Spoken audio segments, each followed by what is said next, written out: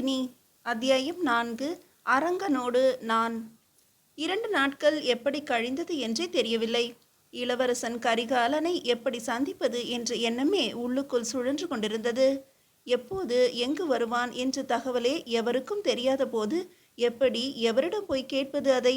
நந்தவன தோட்டத்திற்கும் கோவிலுக்கும் நடையாய் நடந்ததுதான் மிச்சமே தவிர எந்த ஒரு வழியும் கிடைத்த பாடில்லை. தேடப்படும் ஒரு விஷயம் எளிதாக கிடைக்கவில்லை எனில் அதன் மேலுள்ள பிடிப்பு இன்னும் அதிகமாகும் என்பது என்னை பொறுத்தவரை உண்மையாகி போனது. என் நேரமும் அவனை பற்றிய சிந்தனையிலேயே மூழ்கி என்னையும் அறியாமல் ஒரு தடவை கூட பார்த்திராமல் அவன் மேல் பித்தாகி போக ஆரம்பித்தேன். ஒரு நாள் மாலை அவசர அவசரமாக வந்தார் என் வளர்ப்பு தந்தையான பட்டர். என் பெயரை சொல்லி அழைத்தபடியே வந்தார். வீட்டின் பின்புறத்தில் இருந்த நான் அவரது குரல் கேட்டு வந்தேன். என்னப்பா, வந்து விட்டீர்களா? குடிக்க ஏதாவது கொடுக்கட்டுமா என்றேன். மோர் இருந்தால் கொஞ்சம் கொடம்மா என்றவர் கொண்டு வந்தவுடன் அதனை அருந்திவிட்டு என்னை அழைத்து அருகில் அமர வைத்து கொண்டார். நாளை காலை காஞ்சிக்கு புறப்பட வேண்டுமம்மா.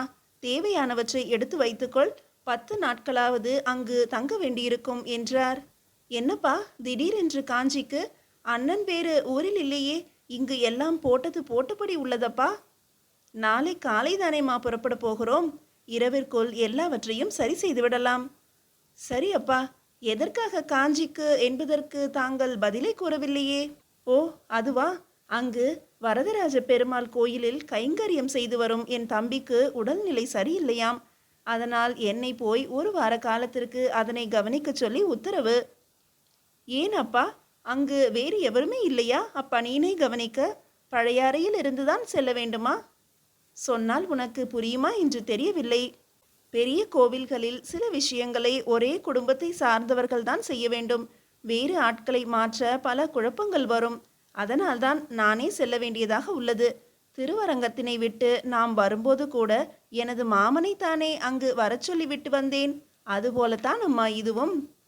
அது சரி, ஏதோ உத்தரவு என்றீர்களே, யாருடைய உத்தரவு இது? எவர் நம்மை போக சொல்கிறார்கள் காஞ்சிக்கு? பிரம்மராயரிடம் இதனை கூறிவிட்டீர்களா அப்பா? உத்தரவிட்டதே அவர்தானே நந்தினி. சோழ தேசத்தில் உள்ள அனைத்து கோயில்களின் நிர்வாகமும் அவரின் கீழ்தானே. அவருக்கு தெரியாமல் நாம் நகர முடியுமா என்ன? அது இருக்கட்டும், திருமலையை வேறு ஏதோ ஒரு முக்கிய விஷயமாக தஞ்சை வரை அனுப்பியுள்ளார். அவன் திரும்ப 5 நாட்களாகும். அவன் இருந்திருந்தால் உன்னை இங்கேயே விட்டுவிட்டு நான் மட்டும் போய் வந்திருப்பேன். இப்போது வேறு வழியில்லை. தனியாக உன்னை இங்கு விடவும் முடியாது. அதனால் காலை புறப்பட தயாராகிவிடு நந்தினி. விடியலின் முதல் ஜாமத்திலேயே வண்டி அனுப்பிவிடுவார் பிரம்மராயர் என்று தந்தை கூற ஒன்று மட்டும் தெளிவாக புரிந்தது எனக்கு. வலுக்கட்டாயமாக இங்கிருந்து, அதாவது பழையாறையை விட்டு வெளியேற்றுகிறார்கள் என்னை. ஆனால் அந்த 10 நாட்கள் கணக்குதான் என்னவென்று புரியவில்லை. ஏன் என் விஷயத்தில் இத்தனை பிரயத்தனப்படுகிறார் பிரம்மராயர்?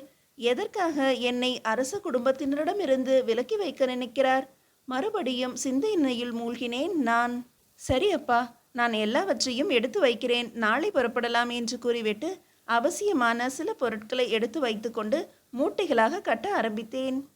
ஏன் ஏன் எனக்கு மட்டும் இப்படி என்ற கேள்விகள் தூங்க விடவில்லை என்னை. இரவும் கழிந்து விடியலும் வர காஞ்சியை நோக்கி புறப்பட்டேன் தந்தையாரோடு. இரவு சீராப்பள்ளியில் தங்க வேண்டும் என்பதால் வண்டியானது வேறெங்கும் நிற்காமல் விரைந்து பயணித்தது.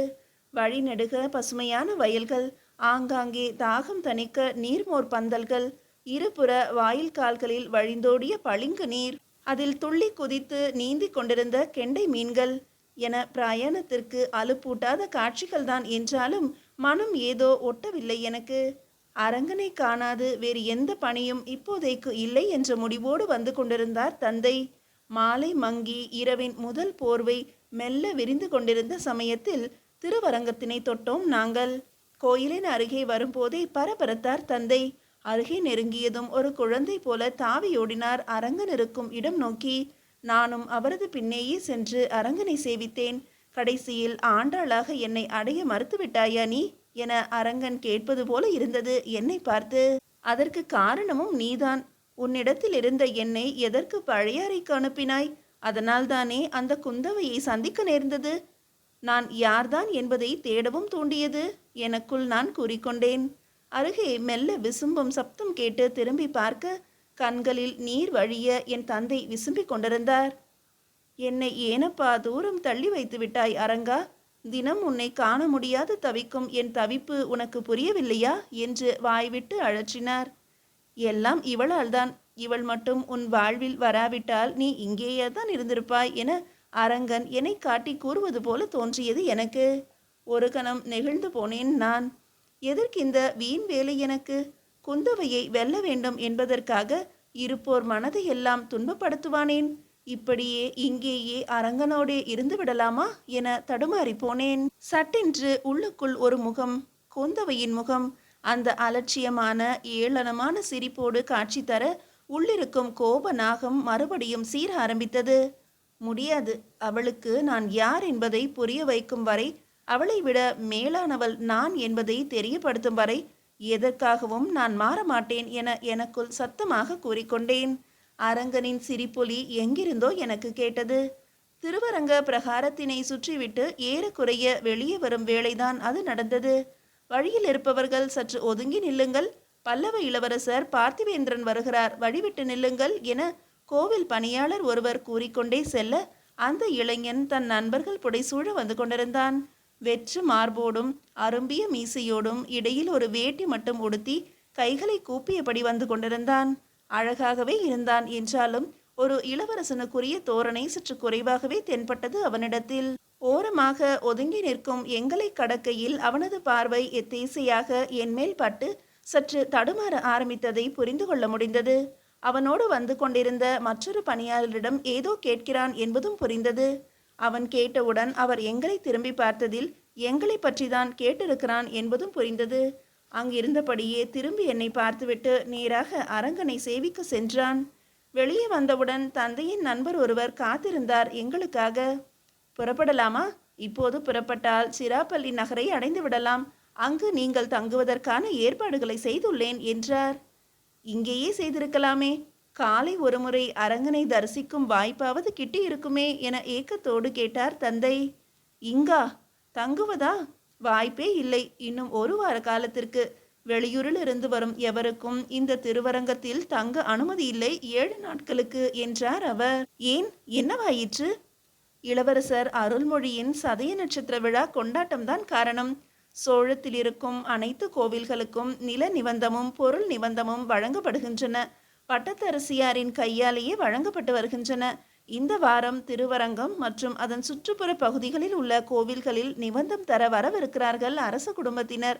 அதற்காகத்தான் இத்தனை கெடுபிடி என்றார் அவர். அதற்கும் நாங்கள் இங்கு தங்குவதற்கும் என்னையா சம்பந்தம் இருந்துவிட போகிறது? ஆதங்கத்தோடு கேட்டார் தந்தை. இருங்கள், இன்னும் கூறி முடிக்கவில்லை.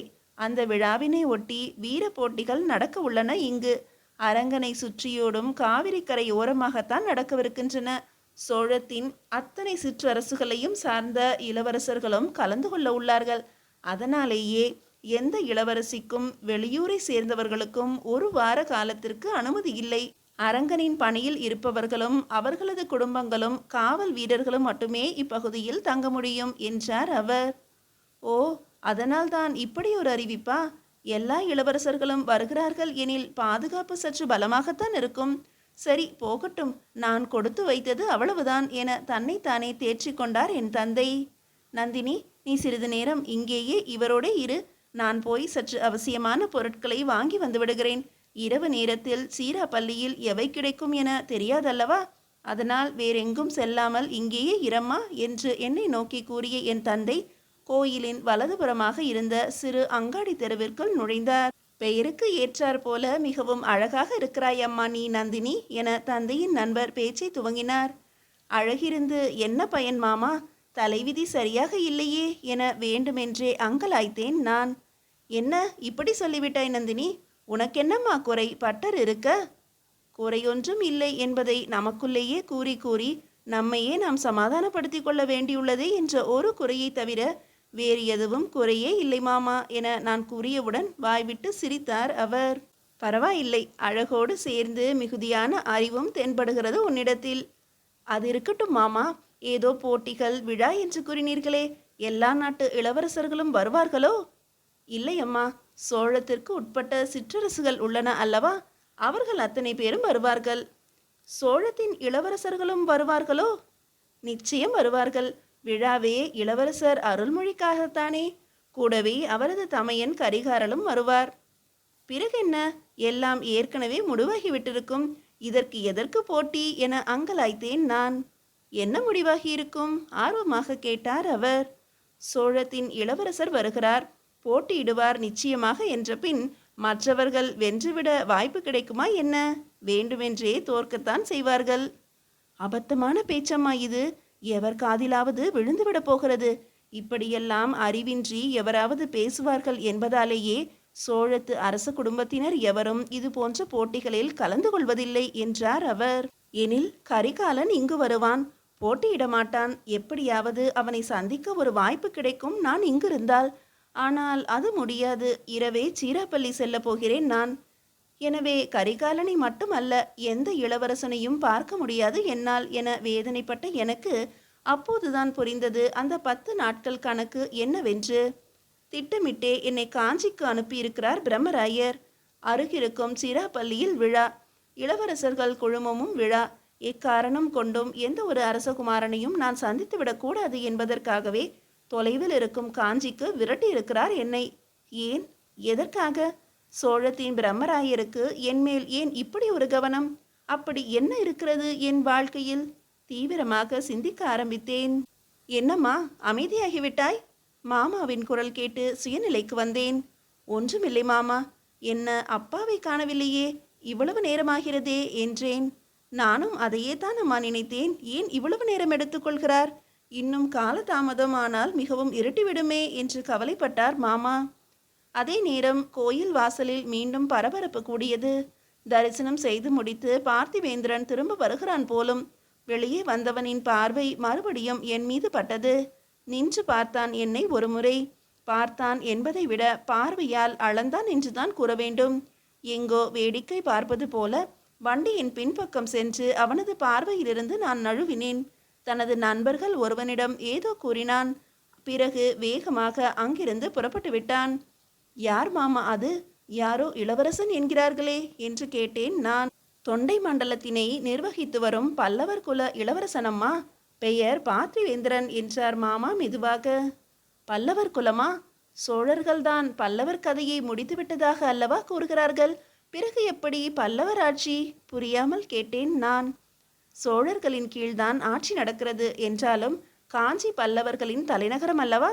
அதனாலேயே பல்லவர் குலத்தினரையே அங்கு நிர்வாகம் செய்ய வைத்திருக்கிறார்கள். அனாவசிய குழப்பங்களும் பிரச்சனைகளும் தலை தூக்காது அல்லவா? அதற்காகத்தான். அதெப்படி மாமா சோழர்களின் கீழ் ஆட்சி நடத்த பல்லவர்கள் ஒத்துக்கொண்டார்கள்? முன்பு பல்லவருக்கு அடங்கிய சிற்றரசாக சோழமும் இருந்ததுதானே. உயர்ந்தது எல்லாம் ஒரு நாள் தாழும் என்பது உலக நீதிதானே அம்மா. என்றாலும் மிக முக்கியமான காரணம் என்னவெனில், இந்த பார்த்திவேந்திரன் தான் தனது தந்தையான பல்லவ அரசனை ஒப்புக்கொள்ள வைத்ததும் இவன்தான். ஏனெனில் இவன் சோழத்து இளவரசரான கரிகாலரின் ஒரே நண்பன் என மாமா கூற சட்டென்று அதனை மனதில் குறித்து கொண்டேன். என்ன சொல்கிறீர்கள் மாமா? ஒரே நண்பனா கரிகாலருக்கா? ஆம் தாயே, அப்படித்தான் சொல்கிறார்கள். வேறு எவரோடும் நம் இளவரசர் பேசி கூட பார்த்ததில்லை எவரும். இவனோடு மட்டும்தான் பேச்சு சிரிப்பு எல்லாம். கரிகாலரை பற்றி அவரது குடும்பத்தினர் கூட இவன் அளவிற்கு அறிந்திருக்க மாட்டார்கள் என்கிறார்கள். இப்போது கூட 2 நாட்களுக்கு முன்னதாகவே சீராப்பள்ளி வந்துவிட்டான் இவன். ஏதோ போட்டியில் கலந்து கொள்ள வந்திருப்பதாக பலர் நினைப்பார்கள். ஆனால் இவன் வந்திருப்பதோ கரிகாலரின் பாதுகாப்பினை உறுதி செய்ய. ஐயப்படும் எல்லோரையும் உடனடியாக தனியே அழைத்து விசாரிக்கிறான். அவசியமெனில் உடனே இங்கிருந்து அப்புறப்படுத்தியும் விடுகிறான். 2 நாட்களாக இந்த திருவரங்க பகுதிகள் முழுவதும் இவனது கட்டுப்பாட்டில்தான் உள்ளன. இது எதுவும் தெரியாமல் உன் தந்தை வேறு இத்தனை நேரமாக என்னதான் வாங்குகிறார் என்று தெரியவில்லையே என்றார் மாமா. கரிகாலனின் நண்பன் இவன். அவனை நெருங்க வேண்டுமெனில் இவனை தாண்டியாக வேண்டும், அல்லது இவனை நெருக்கமாக்கி கொண்டு அவனை நெருங்க வேண்டும். இவனும் இளவரசன் தானே. இவனை மனம் செய்து கொண்டாலும் அரசிதானே.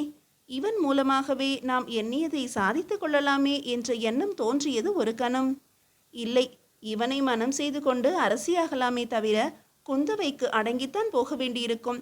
சோழத்தின் இளவரசி முன்பு அவருக்கு கீழ் வாழும் ஒரு சிற்றரசின் அரசியாக தலை குனிந்துதான் நிற்க வேண்டியிருக்கும். அது எனக்கு தேவையில்லை.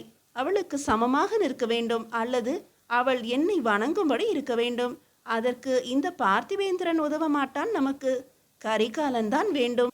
ஆனால் அதற்கு நான் இங்கேயே இருந்தாக வேண்டுமே. சீராப்பள்ளி போய்விட்டால் எப்படி நடக்கும்? எதையாவது செய்து இங்கிருக்க வேண்டும். என்ன செய்யலாம்? எதை சொல்லி தந்தையை இங்கு நிறுத்த இயலும்? அதையும் தாண்டி வேறொரு பிரச்சனையும் உள்ளதே. இங்கு வெளியூர் ஆட்களை தங்கவிட மாட்டார்களே இப்போது.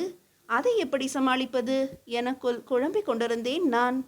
உன் தந்தையார் வந்துவிட்டாரம்மா என்ற மாமா குரல் கேட்டு சற்று எரிச்சலோடு நோக்கினேன்.